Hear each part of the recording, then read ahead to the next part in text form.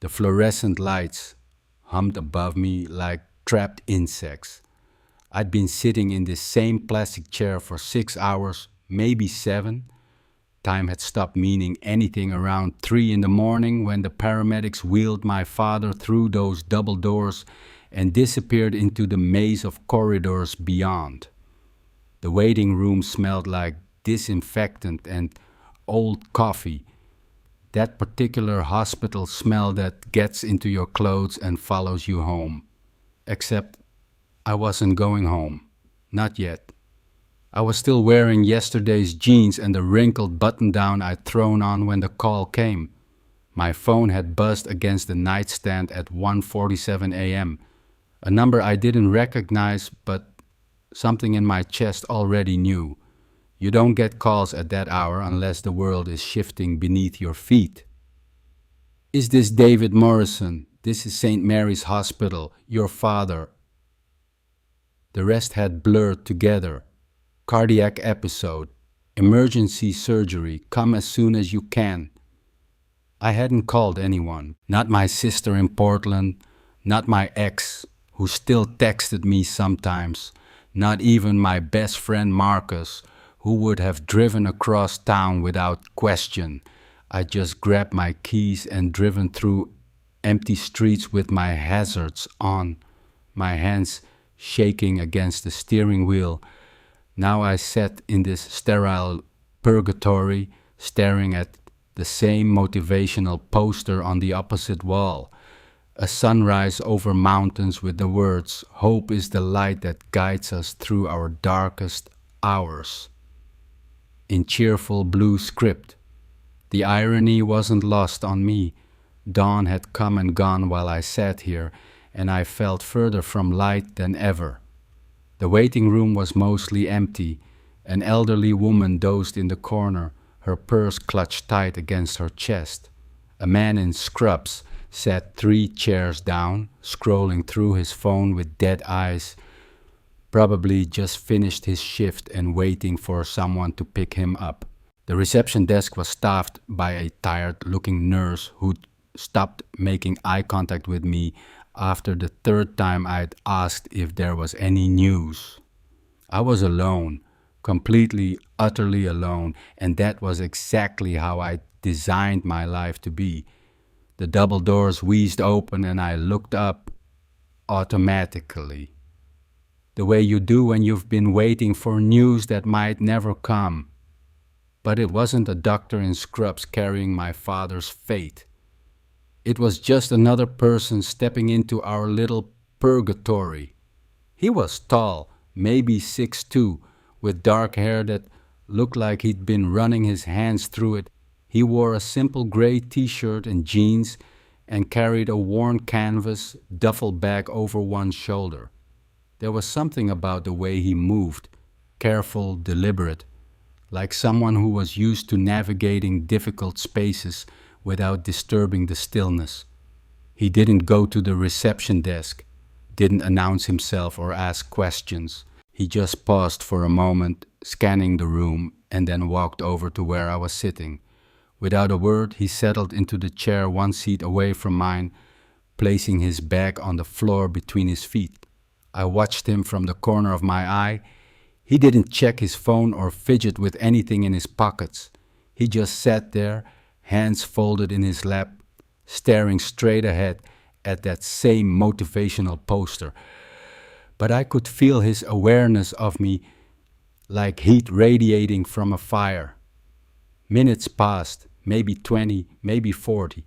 The only sounds were the hum of fluorescent lights, the distant ding of elevators, and the soft rustle of the elderly woman shifting in her sleep. And then, without warning, he turned his head and looked at me. Not a glance, not a casual observation, a look. There was something steady about the way he looked at me. Not intense, not curious, just like he saw me, really saw me sitting there in my wrinkled clothes with the hospital coffee stains on my sleeve and exhaustion carved into every line of my face. He saw me and he didn't look away. I should have felt uncomfortable, should have turned away myself or asked what he was staring at or made some awkward joke to break the tension, but I didn't. I just looked back, and for the first time in hours, maybe days, I didn't feel like I was drowning. He had brown eyes, the kind that seemed darker than they actually were, and there were lines at the corners that suggested he smiled more than he frowned. His face was open, unguarded in a way that made my chest tight. When was the last time someone had looked at me like that? Like I was worth looking at, worth staying with? Finally, he turned away. Not abruptly, not like he'd been caught doing something wrong. Just a slow, natural shift back to watching the empty hallway beyond the reception desk. But something had passed between us in that look. Some kind of understanding I couldn't name. I sat there feeling strangely off balance, like I'd been holding my breath for hours and had just remembered how to exhale. The exhaustion was still there. The worry about my father still clawed at my ribs. But underneath all of that was something new, a awareness that I wasn't the only person in the world carrying weight I couldn't set down. The nurse at the desk called someone's name, not mine, never mine, and a woman with red-rimmed eyes hurried toward the elevators. The man beside me didn't move, neither did I. We just sat there in our parallel silence, two strangers who had somehow become witnesses to each other's waiting. Around 10 o'clock, a different nurse emerged from the double doors. She was younger than the one at the desk, with kind eyes and pink scrubs decorated with tiny cartoon hearts. She scanned the room and then walked directly toward us. "Mr. Morrison?" she said, stopping in front of my chair. My heart lurched. "Yes." "How is he? He's stable," she said quickly, and I felt my shoulders drop about 6 inches. "The surgery went well, but he's going to be in recovery for a while. It'll be at least a few hours before you can see him." I nodded, not trusting my voice. Stable. The word felt fragile, like it might shatter if I examined it too closely. "Can I get you anything?" the nurse asked. "Coffee, something to eat?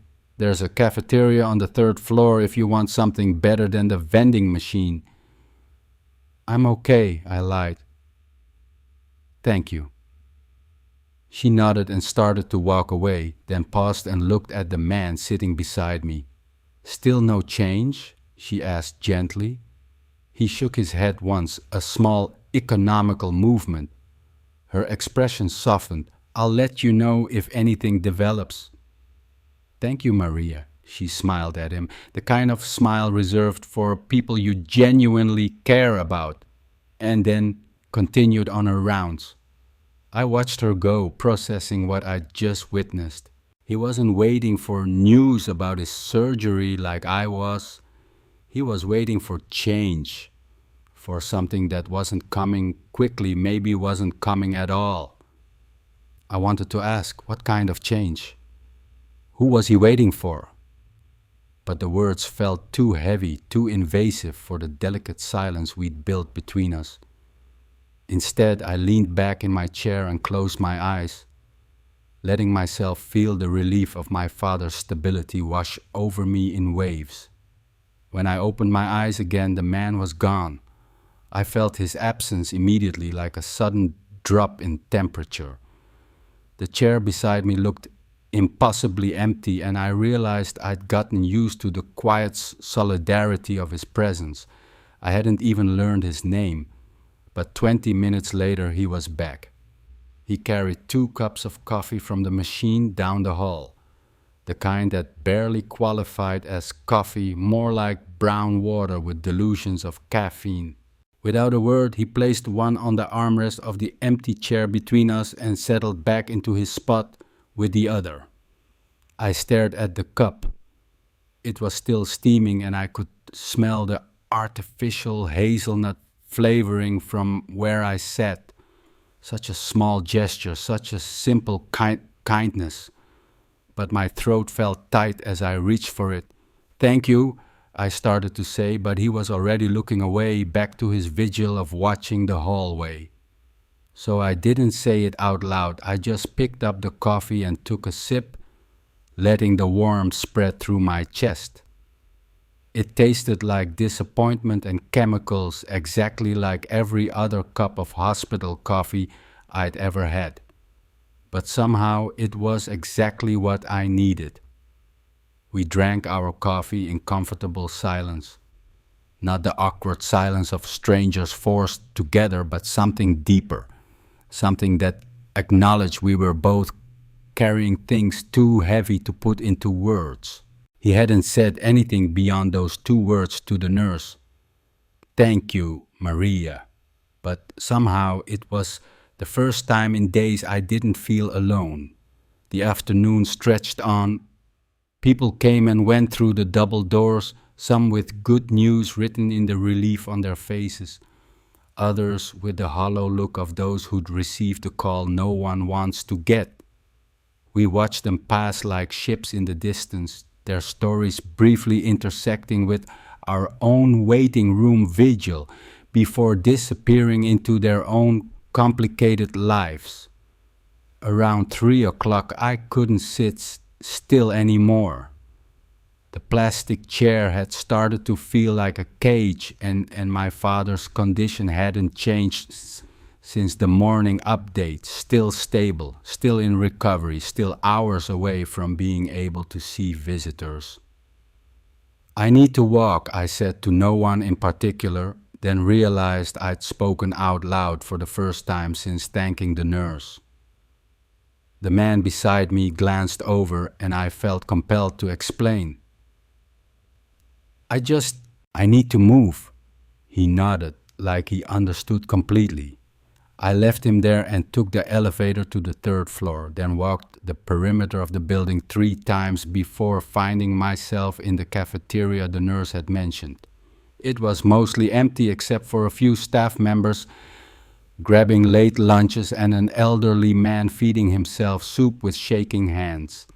I bought a sandwich I didn't want and ate it mechanically, staring out the window at the parking lot where real life continued to happen without me.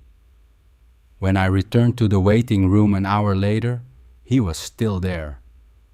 Still in the same position, hands folded, watching the hallway with infinite patience. The sight of him hit me with unexpected relief, like coming home to find the porch light still on.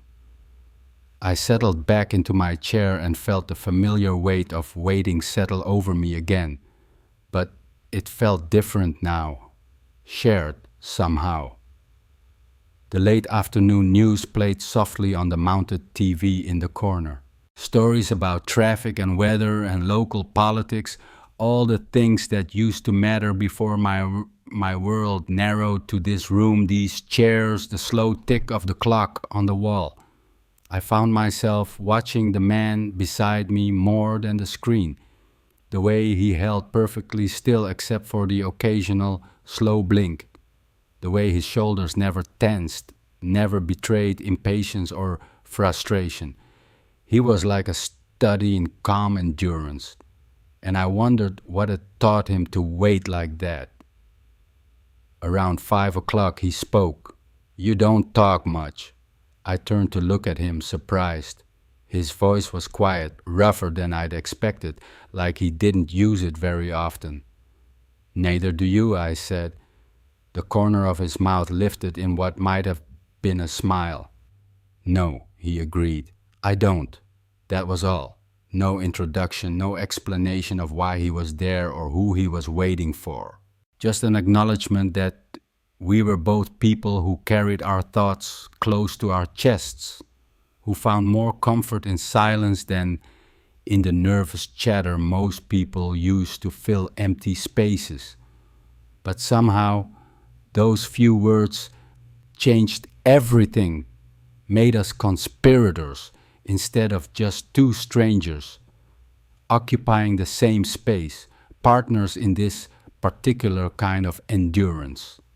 As evening fell, the waiting room began to empty out. The elderly woman was collected by a middle-aged man who helped her to her feet with gentle hands. The man in scrubs finally got his ride. New faces cycled through, but none stayed long. By 8 o'clock, it was mostly just us. I was fighting to keep my eyes open.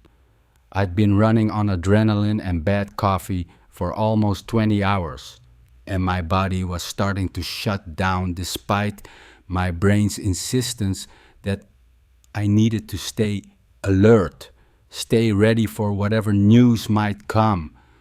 My head kept nodding forward, then jerking back up as I caught myself falling asleep. The last thing I remembered was the soft murmur of the late shift nurse checking in at the desk, telling someone that visiting hours would begin again at 7 a.m. Then darkness pulled me under like a tide I was too tired to fight. When I woke up, gray morning light was filtering through the windows, and there was a folded blanket on my lap. It was thin and institutional blue, the kind they probably kept at the nurse's station for situations like this. Someone had tucked it carefully around my legs, making sure I was covered without waking me up. I looked around the room, different faces, different sorrows, but the same fluorescent hum of eternal waiting. He was gone. I felt the loss of him like a physical ache, sharp and immediate. For 2 days he'd been my anchor in this place, my proof that I wasn't completely alone in the world. And I'd never even learned his name. I folded the blanket carefully and left it on the chair beside mine, just in case. Then I went to the bathroom to splash water on my face and try to look less like someone who'd been sleeping in a hospital waiting room.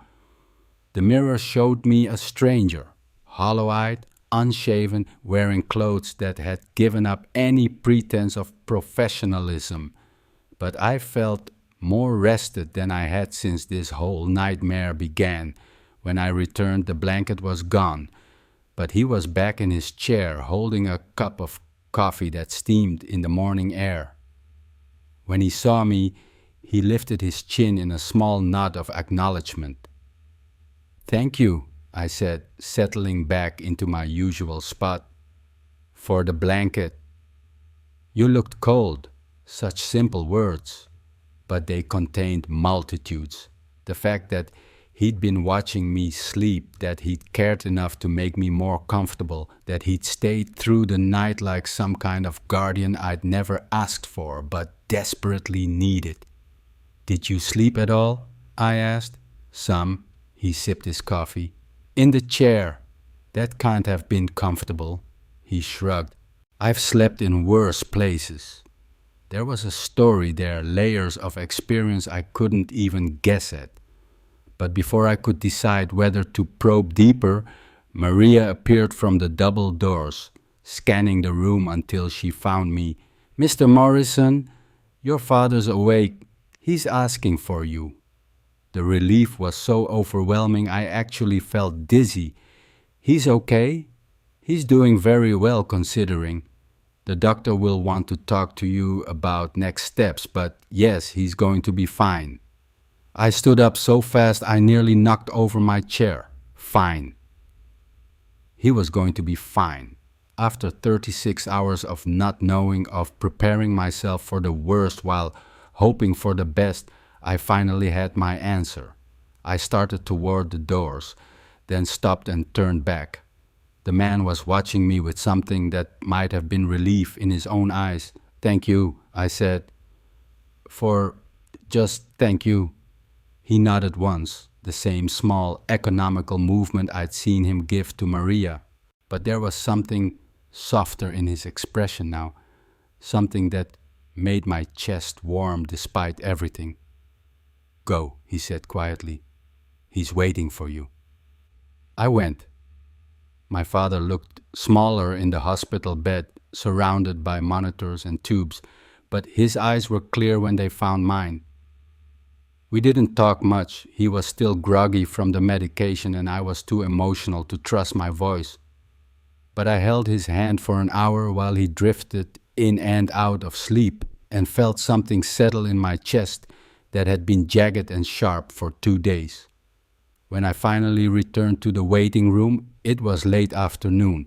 I'd spent the day talking to doctors, filling out paperwork, making the calls I should have made 2 days ago. My sister was flying in from Portland. Marcus was bringing food and clean clothes.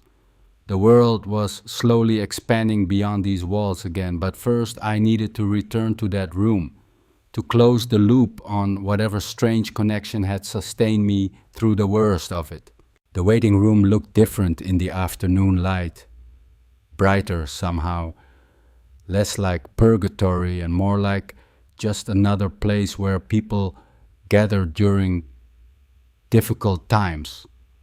But the chair beside mine was empty and had been for hours. According to the nurse at the desk, I sat down anyway, unsure what I was waiting for. He'd served his purpose, hadn't he? Had been exactly what I needed when I needed it most, a silent companion in the darkness. Proof that I wasn't the only person in the world carrying unbearable weight. Now that my father was going to recover, now that I had my answers and my family was coming, what reason did he have to return? But I waited anyway, because for 3 days he'd made waiting bearable, because he'd given me coffee and blankets and the gift of his steady presence, because I'd never thanked him properly, never learned his name, never understood what brought him to that chair beside mine. An hour passed, then another. The evening shift arrived, different faces behind the same tired smiles. I should have left, should have gone home to shower and sleep in my own bed for the first time in 3 days. Should have started the process of returning to my normal life. Instead, I sat there feeling something I couldn't name. Loss, maybe, or gratitude so deep it felt like grief. The automatic doors wheezed open behind me and I heard footsteps crossing the room, but I didn't turn around. Couldn't bear another disappointment if it wasn't him. The footsteps stopped somewhere behind my chair. "You always take the same seat." My heart jumped. I turned around and there he was, standing a few feet away with that worn canvas bag over his shoulder. But something was different. The exhaustion that had shadowed his features for 3 days was gone, replaced by something lighter. Not happiness exactly, but relief. The kind of relief that comes after a long vigil finally ends. And he was smiling. Not much, just a small curve at the corner of his mouth, but it transformed his entire face. "So do you," I said, finding my voice. "Not anymore." He moved around to face me properly, and I could see the change in his posture too, looser, like he'd been carrying something heavy and had finally set it down. "I wanted to say goodbye before I left." "Goodbye." The word came out sharper than I intended. "My brother," he said simply. "He woke up this morning, really woke up for the first time in 8 months. He's going to be okay." 8 months. He'd been carrying this weight for 8 months. Coming to this room day after day, waiting for change that might never come. And I'd only had to endure 3 days before getting my miracle. I struggled for words adequate to the moment. "That's incredible. I'm so happy for you. Thank you." He shifted his weight like someone preparing to leave. "How's your father?" "Good, better." "He's going to be fine. I'm glad." We stood there looking at each other, and I felt the weight of everything unsaid between us. 3 days of shared silence, of small kindnesses, of being exactly what each other needed without asking for anything in return. It felt too big to just walk away from, too significant to end with polite pleasantries. "I never got your name," I said. "Ben." He extended his hand and I shook it, feeling the calluses on his palm, the warmth of his skin. Ben Torres, David Morrison. I know. I heard the nurse. Of course he had. He'd been listening to my entire story unfold in fragments, updates from nurses, phone calls to family, the slow revelation of my father's progress, while I knew almost nothing about his. Your brother, I said.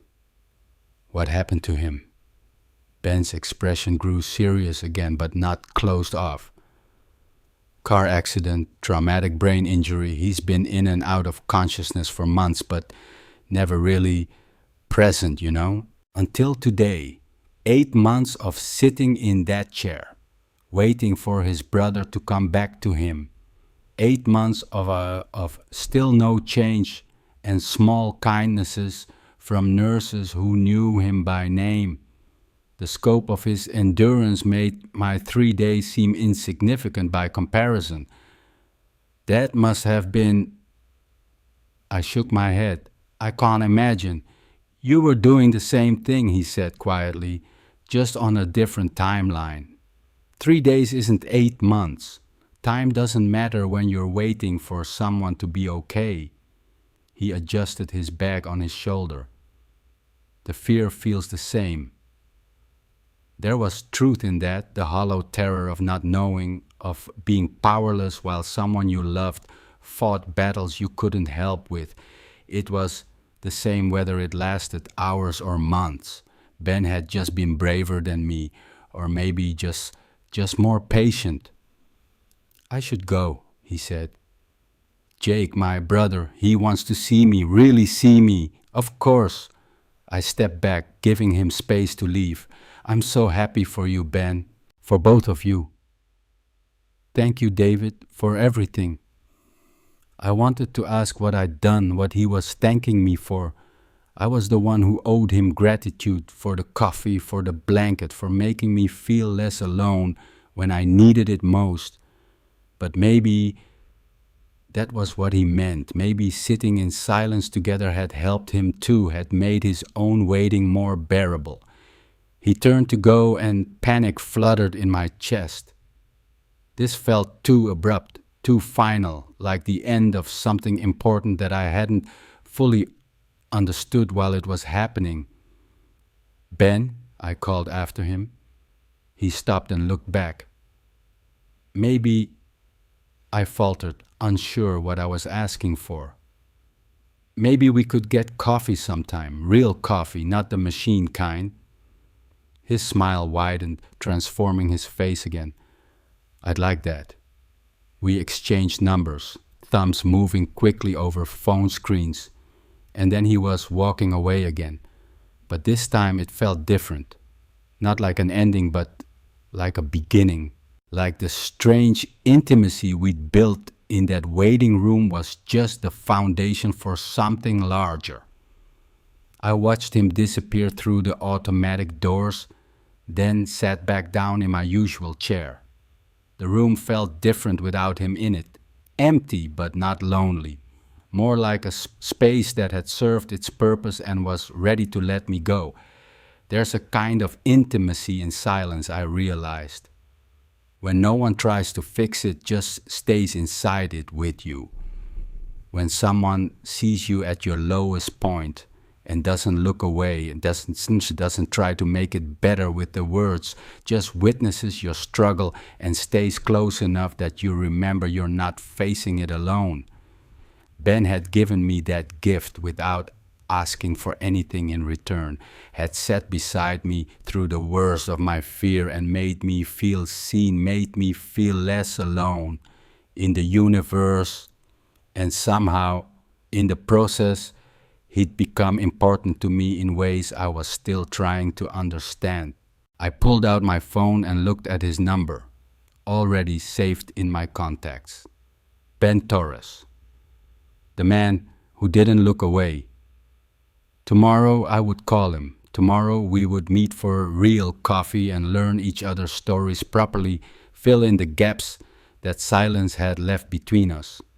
Tomorrow we would find out what existed beyond shared waiting, beyond the strange intimacy of crisis and exhaustion. But tonight I would go home. I would shower and eat real food and call my sister with an update.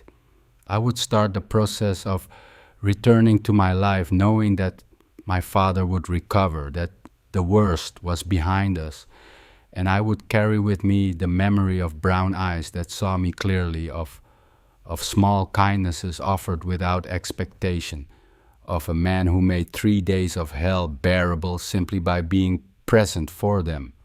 Ben hadn't said a word for most of our time together, and somehow it was exactly what I needed to hear. Part 2. 3 days later, I was back in the same chair. I told myself I was there for my father. His recovery was progressing well, but slowly, the kind of slow that required daily check-ins, conversations with physical therapists, meetings with discharge planners, all the mundane administrative work that follows a medical crisis, the paperwork that proves life is returning to normal even when nothing feels normal at all. But the truth was simpler and more complicated than that. I was there because the waiting room had become familiar, because that particular chair had molded itself to my shape over 3 days of vigil, because somewhere in my chest I was still processing what had happened in this space, the strange intimacy of shared silence, the way a stranger's presence had kept me from drowning in my own fear. The morning was quiet. Only a few other people scattered across the blue plastic seats, each lost in their own private purgatory. I sat in my usual spot and pulled out my phone, scrolling through work emails I had no intention of answering. My boss had been understanding about the emergency, told me to take all the time I needed. But the emails kept coming anyway, a steady stream of other people's urgencies that felt impossibly distant from the reality of hospitals and heart monitors. The automatic doors wheezed open, and I looked up out of habit. A woman in scrubs walking quickly toward the elevators, not who I was looking for. Except I wasn't looking for anyone, was I? Ben was gone, back to his own life now that his brother was awake and recovering. Our strange connection had served its purpose. We'd exchanged numbers, made vague promises about coffee, but that had been 3 days ago. In the harsh light of ordinary life, maybe what had felt profound in this waiting room would seem like nothing more than the temporary bond of two people thrown together by circumstance. I was still staring at my phone when someone settled into the chair beside mine, not the chair 1 seat away like before. The chair directly next to mine, close enough that I could smell soap and something else. Coffee maybe, or the lingering scent of morning air. I looked up expecting to see a stranger who would require awkward chair shifting and polite nods. Instead, I found myself looking into brown eyes that I recognized, framed by a face that was both familiar and completely different from what I remembered. It wasn't Ben. This man was younger, maybe mid-20s, with sandy brown hair that stuck up at odd angles like he'd been running his hands through it. His clothes were wrinkled, jeans, and a gray hoodie that had seen better days, and there were dark circles under his eyes that spoke of sleepless nights and too much caffeine. He carried the same canvas bag Ben had, worn and practical, but his was black instead of olive green. But the way he looked at me was the same, steady, unflinching. Like he saw me sitting there in yesterday's clothes with my father's uncertain future written in the lines of my face and wasn't bothered by any of it. "You're in my seat," he said quietly. I blinked, processing. "Your seat? Well, technically it's the seat next to your seat, but I've been sitting here for 4 days. He shifted slightly, settling in like he belonged there. You weren't here yesterday. No, I struggled to make sense of what was happening. I'm sorry, I think there's been some confusion. I don't know you. Micah, he said, extending his hand, and you're David, the guy whose dad had heart surgery 3 days ago. I stared at his outstretched hand, then at his face, trying to piece together how he knew my name, how he knew about my father. How do you... You talked in your sleep, he said simply. Not much, but enough. The memory came back to me slowly. Falling asleep in the waiting room chair that second night, exhaustion finally overwhelming my need to stay alert. Someone covering me with a blanket. But it hadn't been Ben. It had been this stranger, this Micah, who had apparently been sitting beside me while I was unconscious and vulnerable. I don't understand, I said. If you've been here for 4 days, why didn't I see you the first 2 nights? Different shift. I work evenings, so I come here after midnight usually, stay until morning. He pulled his knees up slightly, settling into a position that suggested he was planning to stay for a while. But yesterday I switched to days, wanted to see what the place looked like in actual daylight. And today? Today I'm here because you're here. The words hung between us, simple and complicated at the same time. There was no flirtation in his voice, no suggestion of anything beyond exactly what he'd said. He was here because I was here. Because somehow in the space of 3 days and a shared blanket, I had become a point of reference in his world. Why, I asked. He considered this, head tilted slightly like he was trying to find the right words. You sleep quietly, he said finally. Most people don't. They thrash around or talk or make these little whimpering sounds that break your heart. But you just sleep like you trust the world to keep spinning while you're gone. I had never thought of sleep as a trust exercise, but I could see his point. In a place like this, where the worst news always seemed to come at 3 in the morning, letting yourself become unconscious felt like an act of faith. What about you? I asked. Who are you here for? His expression shifted, became more guarded. My brother. ICU, upstairs, motorcycle accident. How long has he been? 4 days. He cut me off gently but firmly, the same way Ben had deflected questions I didn't have the right to ask. How's your dad doing? I recognized the redirect for what it was. A boundary politely but clearly drawn. We were still strangers, even if we'd shared space and blankets and the odd intimacy of one person watching another sleep. Some stories required earning. Better, I said, stable. They think he'll be able to go home next week if everything goes well. Micah nodded, and I saw something flicker across his face. Relief, maybe, or envy, the expression of someone whose own wait was far from over, hearing that someone else's nightmare was approaching its end. We sat in comfortable silence after that, not the electric weighted silence I'd shared with Ben, but something easier, more practiced, like we'd been doing this for weeks instead of just learning each other's names. Micah pulled a book from his bag, something thick and worn, with a library barcode on the spine, and read quietly beside me while I went back to pretending to care about my email. Around 10 o'clock, he stood up and walked toward the vending machines in the corner. I watched him study the options with the intense focus of someone who had memorized every choice available, then select 2 granola bars from the same row.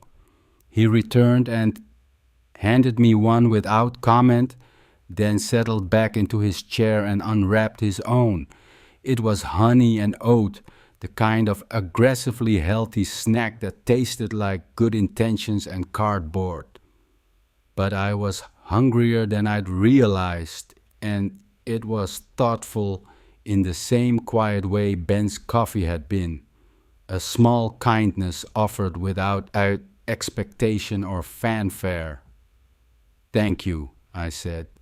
Breakfast of champions, he replied deadpan, and I found myself smiling for the first time in days. The morning stretched on. People came and went through the double doors, some with relief written across their faces, others with the hollow look of those still waiting for answers. Micah read his book, occasionally glancing up when footsteps approached our section, then returning to his pages when the footsteps continued past us. Around noon, he spoke again. Did you always know? He asked, not looking up from his book. Know what? That it would be like this, waiting. I considered the question. The waiting room had its own particular quality of time, stretched and compressed simultaneously, minutes that felt like hours, punctuated by moments of such intensity they seemed to happen outside of time altogether. No, I said, I thought it would be more dramatic, I guess, like in movies where you pace around and demand answers and generally make a scene until someone tells you what you want to hear. But it's not like that. No, it's just sitting and worrying and realizing how little control you actually have over anything. He nodded, finally looking up from his book. I've been coming here for 4 days and I still jump every time I hear footsteps. Like maybe this time will be different.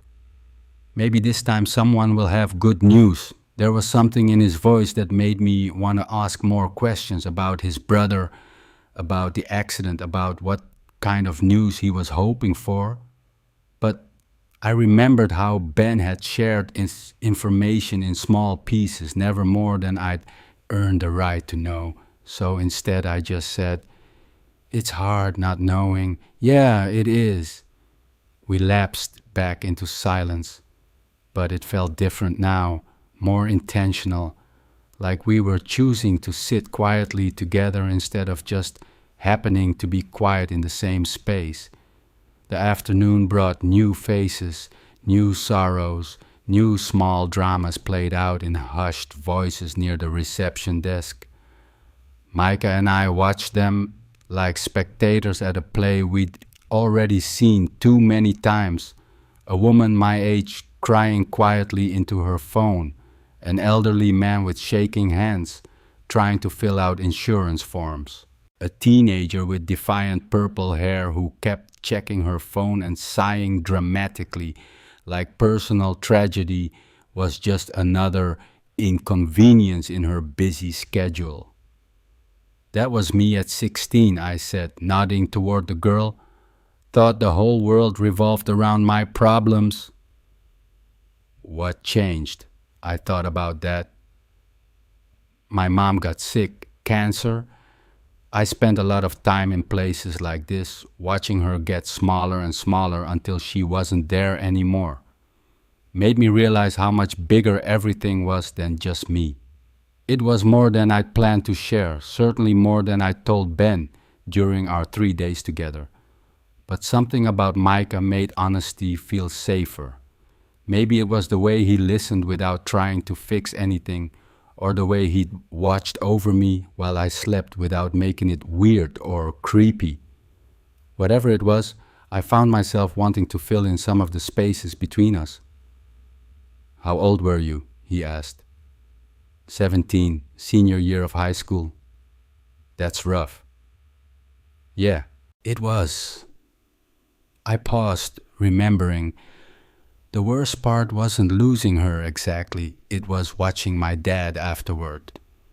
They'd been married for 23 years and suddenly he just didn't know how to be a person without her.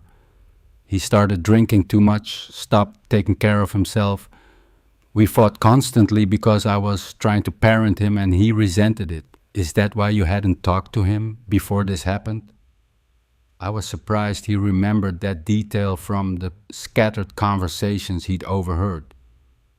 We had a fight about 6 months ago, something stupid about money, about him not paying his bills on time because he'd rather spend his social security check at the bar. I told him he was being selfish and irresponsible. He told me to mind my own business. Neither of us called to apologize. And now I feel like an idiot for wasting 6 months being angry about something that doesn't matter. I rubbed my eyes, suddenly tired. He could have died, and the last thing I said to him was that he was a disappointment. What kind of son does that make me? Micah was quiet for a long moment, and I worried I'd overshared, dumped too much of my guilt and regret on someone who was dealing with his own crisis. But when he finally spoke, his voice was gentle. The kind of son who drops everything and drives across town at 2 in the morning when his dad needs him, he said. The kind who sits in a waiting room for 3 days straight because he can't bear to leave. The kind who cares so much it makes him angry sometimes. I felt something tight in my chest loosen slightly. Not absolution exactly, but perspective, a reminder that love and frustration weren't mutually exclusive, that caring about someone sometimes meant being furious with them for not caring about themselves. What about you? I asked. You and your brother close? His expression grew complicated. Define close. I don't know. Do you talk? Spend time together? Fight about stupid stuff? Jake's 19, he said, like that explained everything. He thinks he's invincible, thinks rules don't apply to him because he's young and fast and lucky. I've been trying to keep him alive since our parents died, and he's been fighting me every step of the way. How long ago, your parents? 3 years. Car accident. I was 22, he was 16. Suddenly, I'm supposed to be his guardian, make sure he graduates high school, keep him out of trouble. Micah's hands tightened slightly around his book. Turns out it's hard to be someone's brother and their parent at the same time. I could hear the weight in his words, the exhaustion of someone who'd been carrying responsibility he'd never asked for. Is that what the motorcycle was about? Rebellion? Among other things? We fought the night before the accident. Same fight we always have. I tell him to be more careful. He tells me to stop treating him like a kid. He stormed out, said he was going for a ride to clear his head. Micah's voice got quieter. That was 4 days ago. The math was brutal. 4 days of not knowing if his brother would wake up, of carrying the weight of their last fight, of wondering if his attempt to protect Jake had pushed him toward the very danger he'd been trying to prevent. No wonder Micah looked like he hadn't slept since he'd walked through those doors. I'm sorry, I said, and meant it. Yeah, me too. We sat with that for a while, both lost in our own thoughts. The afternoon was fading into evening, and the waiting room had taken on the quieter energy of the dinner hour. Families gathering around besides, staff changes, bringing fresh faces and tired ones heading home. The rhythm of the hospital as predictable as tides. Around 6 o'clock, I realized I should call my sister. She'd been texting me updates from the airport, from the plane, from the rental car place, and I owed her more than the brief messages I'd been sending back. She deserved to hear my voice, to know that I was okay even if everything else felt uncertain. I need to make a call, I told Micah, standing and stretching muscles that had grown stiff from sitting. He nodded. I'll be here. I found a quiet spot near the windows at the far end of the waiting room and dialed Sarah's number. She picked up on the first ring like she'd been holding her phone waiting for me to call. David, how are you holding up? Hearing her voice broke something loose in my chest that I'd been holding tight for days. Sarah was 3 years older than me, married with 2 kids, living the kind of stable, predictable life I'd never quite managed to build for myself. But she'd always been my anchor in storms, the person who could make everything feel manageable just by being present. I'm okay, I said, then corrected myself. Actually, I'm not okay, but I'm better than I was. Talk to me. What's happening? So I did. I told her about the call in the middle of the night, about driving to the hospital with my hands shaking, about the long hours of not knowing. I told her about my guilt over the fight with Dad, about the things I'd said that couldn't be taken back, and somewhere in the middle of it I found myself telling her about Ben, about Micah, about the strange comfort I'd found in the presence of near strangers. That's not strange, David, she said when I paused to catch my breath. That's human. We're not designed to carry fear alone. Sometimes the people who help us through crisis are the ones who happen to be there when we need them, not the ones we expect. I just feel like I should have handled this better, been stronger or more prepared or something. Prepared for what? For Dad to have a heart attack? For having to face the possibility that you might lose him before you could fix things between you? Her voice was gentle but firm. Nobody's prepared for that, David. You did exactly what you needed to do. You showed up. You stayed. That matters more than you know. We talked for another 20 minutes about logistics and visiting schedules and how to handle Dad's discharge planning. But underneath all the practical details was the deeper conversation we'd been having about family and forgiveness, about the ways people hurt each other and find their way back. By the time I hung up, I felt like I could breathe more deeply than I had in days. When I returned to my chair, Micah was still reading, but he looked up when I sat down. Better? He asked. Yeah, better. Family? Sister. She's flying in tonight. I settled back into my chair, feeling the familiar ache in my lower back that came from too many hours in plastic seats. Sometimes you don't realize how much you need to talk until someone makes you do it. I know what you mean. The evening passed quietly.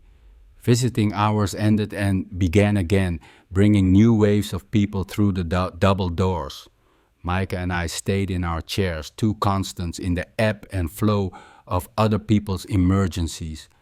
At some point, he put his book away and we just sat together, watching the world turn around us. Around 10 o'clock, he stood up and stretched. I need some air, he said. Want to come? I followed him through a side door I hadn't noticed before, down a short hallway and out into a small courtyard behind the hospital. It was clearly designed as a smoking area.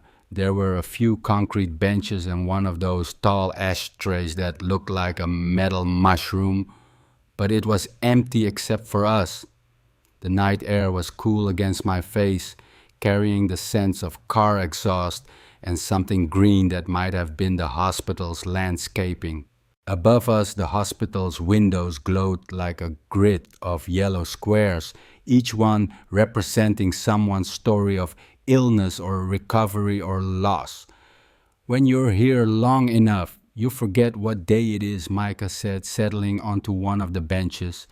I sat beside him, close enough to feel his warmth in the cool air. What day is it? Thursday, I think. He looked up at the lit windows. Or maybe Friday. Time gets weird in there. Tell me about it. I keep thinking it's still Tuesday, like the whole world stopped when I got that phone call. Maybe it did. Maybe that's what happens when someone you love is in danger. Your world stops spinning until you know they're going to be okay. There was something profound in that observation, something that made me want to reach out and touch his shoulder or his hand. Not romantically necessarily, but in the way you might touch someone who had just said something that mattered, something that helped you understand your own experience more clearly, but I didn't. We sat there in comfortable silence, two men on a bench outside a hospital at 10 o'clock on a Thursday that might have been a Friday, both waiting for our worlds to start spinning again. Do you smoke? I asked, though I was pretty sure I knew the answer. No, do you? No, but I like it out here anyway. Feels less like a cage. Yeah, more like the real world still exists, even if we can't quite touch it yet. We stayed out there for maybe 20 minutes, not talking much, just breathing air that didn't smell like disinfectant and listening to the distant sounds of traffic and life continuing on without us. When we finally went back inside, the waiting room felt smaller somehow, more intimate, like we'd crossed some threshold together that made us more than just strangers sharing space. The late shift had arrived, different faces behind the reception desk, different energy in the hallways. Micah and I reclaimed our chairs and settled back into our vigil, but something had shifted between us. Some barrier had dissolved during our time outside, leaving us more open to each other's presence. Around midnight, I started nodding off. The emotional exhaustion of the day, combined with the physical toll of too many nights in uncomfortable chairs, was finally catching up with me.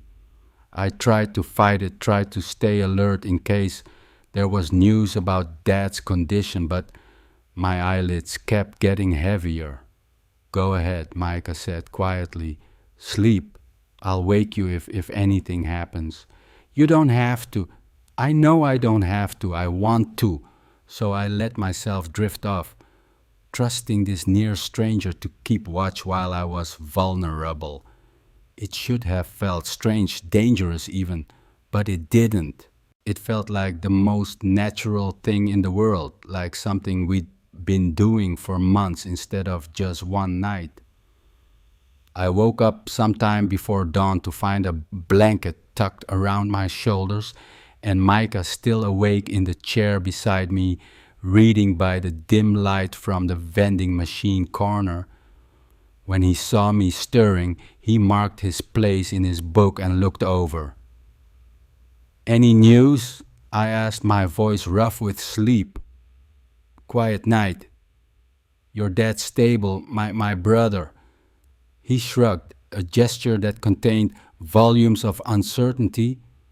I sat up straighter, working the kinks out of my neck. How long was I out? Few hours, you needed it.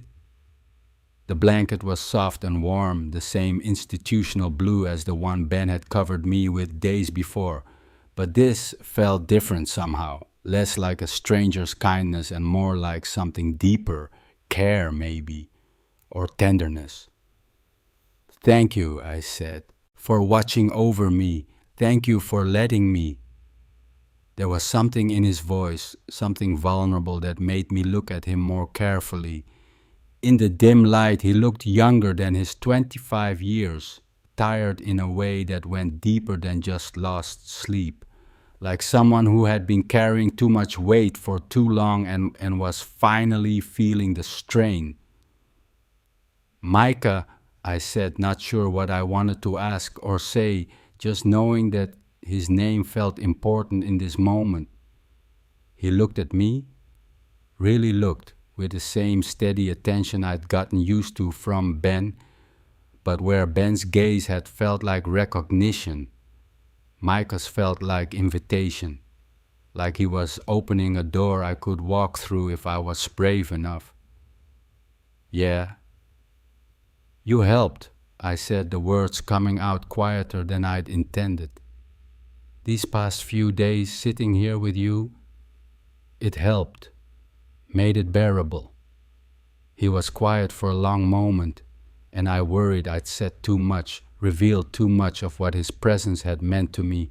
But then he smiled, not the small, careful smile I'd seen before, but something wider and more genuine. "You let me," he said simply, and I realized he was right. I had let him help, had accepted his small kindnesses and quiet companionship without question or suspicion. In a world where I usually kept people at arm's length, where I'd spent 6 months not talking to my own father out of pride and stubbornness, I'd somehow found it easy to trust this stranger with my vulnerability. The overhead lights flickered on as the morning shift arrived, harsh fluorescent brightness that made us both blink and squint. Somewhere in the walls behind us, machines beeped and hummed, the eternal sound of lives being monitored and maintained. The hospital was waking up around us, preparing for another day of small miracles and quiet tragedies. But we stayed seated, neither of us moving to get coffee or stretch our legs or check with the nurses for updates. Something had shifted between us in the past few hours. Some understanding had been reached without words. We were no longer just two strangers thrown together by circumstance. We were something else now, companions maybe, or witnesses to each other's waiting. Whatever happened next with my father's recovery or his brother's condition, we would face it together. Not because we had to, but because we chosen to. Because in a world full of uncertainty and loss, we'd found something solid in each other's presence. And that felt like enough. More than enough. Actually, it felt like hope.